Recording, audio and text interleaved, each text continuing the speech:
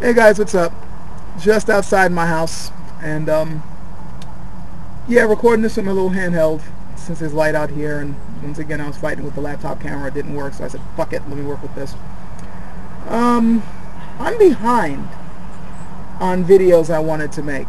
There were several that I wanted to put up, and because of both life getting in the way as well as camera issues and shit, I didn't get them up. So what I'm going to try to do is touch on each of the things that I wanted to discuss. And if there's any one of these particular things that you guys want me to make a full video on, then I will get to it. But I'm doing it this way just so I can at least get this shit out of my head.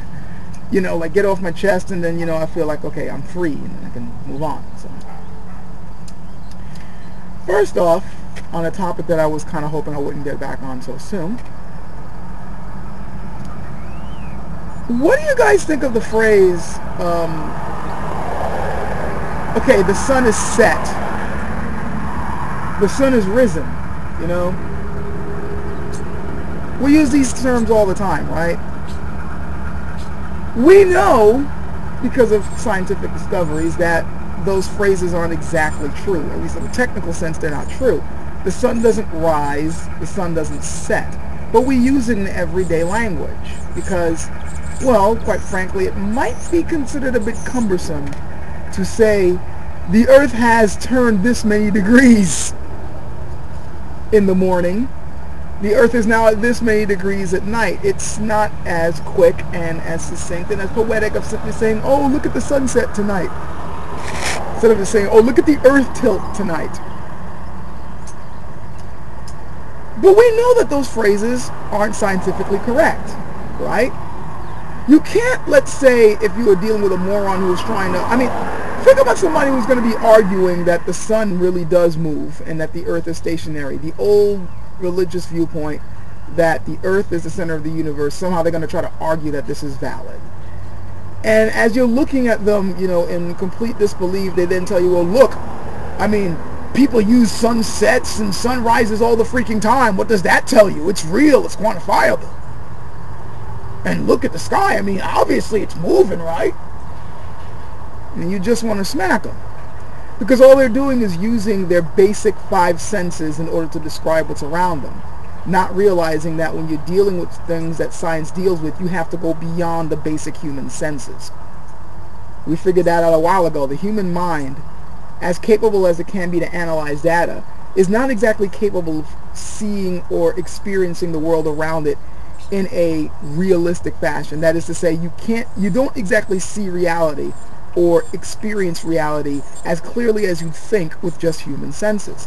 This is why we have things like science. This is why we have things like the scientific method. This is why we develop things like logic and reason in order to determine what the truth of a certain thing is, because we realize that, well, the human mind works off illusions. Why am I bringing this up? Because we're seeing a good example right now of the moron trying to tell you that the sun really does go around the earth whenever you're dealing with a so-called race realist, i.e. racists. Whenever they're arguing with you about, no, race does exist. Look at the fact that they come up with ways of figuring out what race is by looking at the bones. Now, fully understanding the science behind it, or that even the scientists themselves say that this is not exactly reliable, and the only reason why we would do this is if we already had an idea of what race this thing was when it was alive before we even did the bone testing.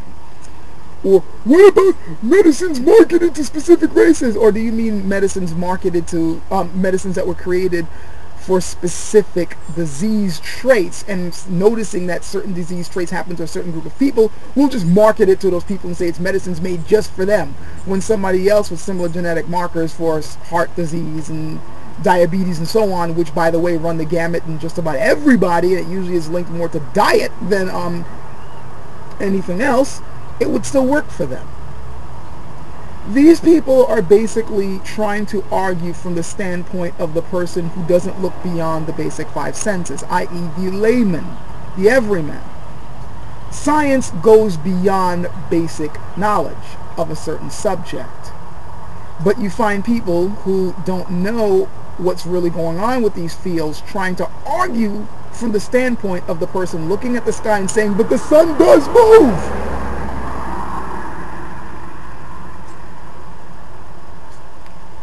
It's very laughable, but it's frustrating, and it just goes to show what state our education system in this country is in. It's kind of pathetic. No, it is pathetic, but what can you do? Moving on. I saw Divinity's video a while back. I think, forgive me for not saying the numbers, but I don't remember if it's 3336 or 3337 or something like that. I know there's a lot of threes in it, and I really do feel ashamed because I do watch her videos, and while it was very limited correspondence, I did correspond with her before, and I consider her a very intelligent woman. I saw her video on atheism a while back, all 33 minutes of it, which, if you guys haven't seen it yet, go watch it. And if you guys are put off by the fact that it's 33 minutes, shame on you. Get yourself a freaking attention span and watch the fucking thing. If you guys can watch shit like Jersey Shore, you can watch 33 minutes of somebody intelligently discussing their emotions on the subject.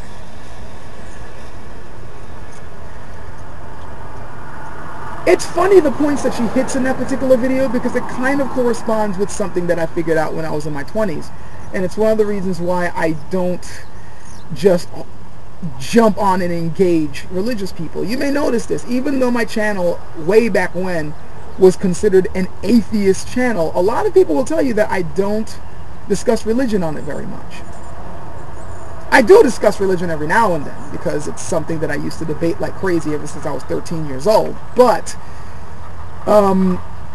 when I got older, I stopped jumping down people's throats for it, for very similar reasons to what Divinity had pointed out.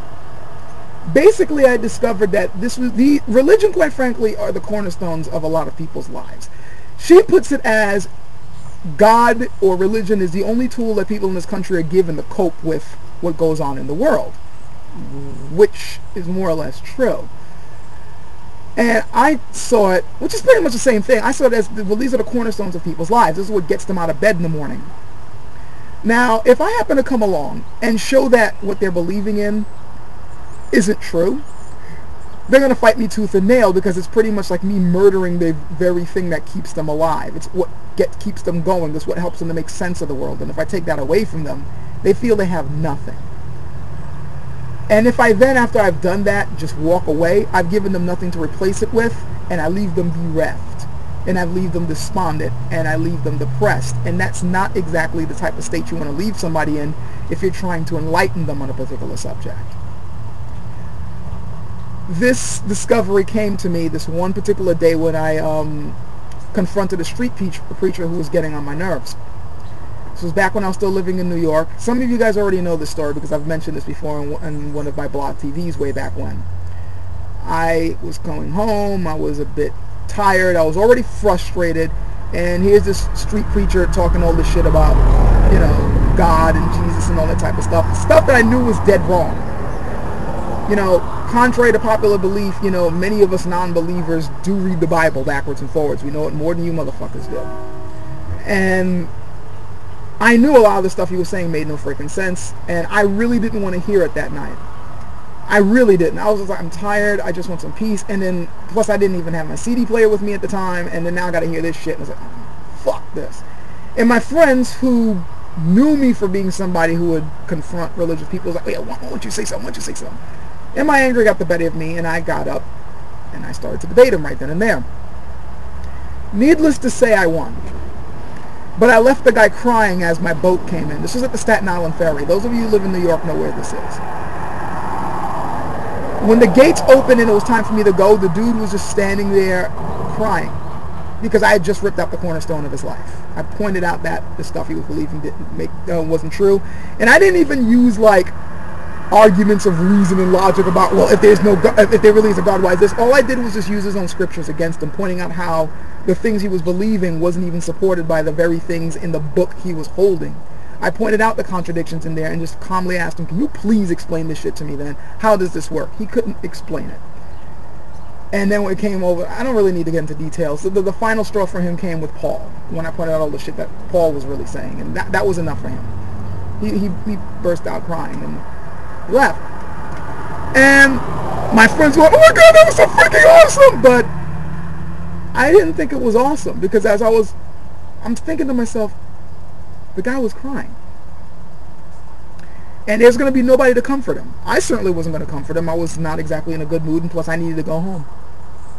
I didn't even have the compassion to, like, you know what, let's let this boat slide. Let me talk to him and tell him that, look, this is not the end of the world. I didn't do that for him.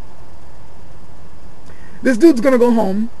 Well, at the time. I don't know what he's doing now. But he would have went home. He would have looked at all his life's work. He had all these, I'm pretty sure his room was full of religious shit.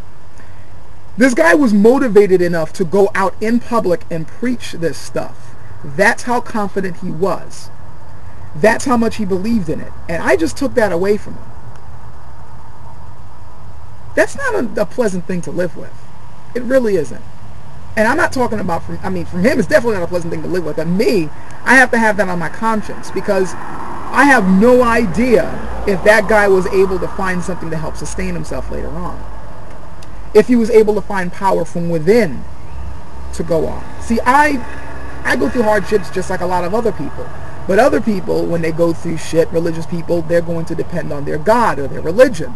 That's what keeps them going. That's the foundation of their life. Me, I depend on my own will to help me to get through things. Now, granted, sometimes it's not enough, and you need the friendship of friends and stuff out there, but I know that no matter what, I can't give up. And I know that sometimes you have to be willing to find the inner strength to get up on your feet and keep walking. Those are my tools. Those are the tools that were both given to me and stuff that I had to find out on my own as I was growing older. But not everybody has that in this country, especially in this country, where ideology is a bigger thing than one's own ability to analyze information in front of them and make their own decisions. Ideology is king. Not just religious ideology, but political ideology, philosophical ideology. They will sell themselves on a particular set of beliefs and then expect that to guide every aspect of their life, even if it isn't necessarily geared for every last aspect of their life. So this goes along with what Divinity was saying about how we need to be, if you're trying to educate somebody on a particular topic, as an atheist to somebody else, you should try to reach, as you were saying, their heart before you reach the mind, because again, the mind works off of illusions, and we can fool ourselves very easily into believing garbage. There's plenty of evidence on this on YouTube. Plenty of evidence. So yeah, I have to agree with a lot of the points in the video. I do.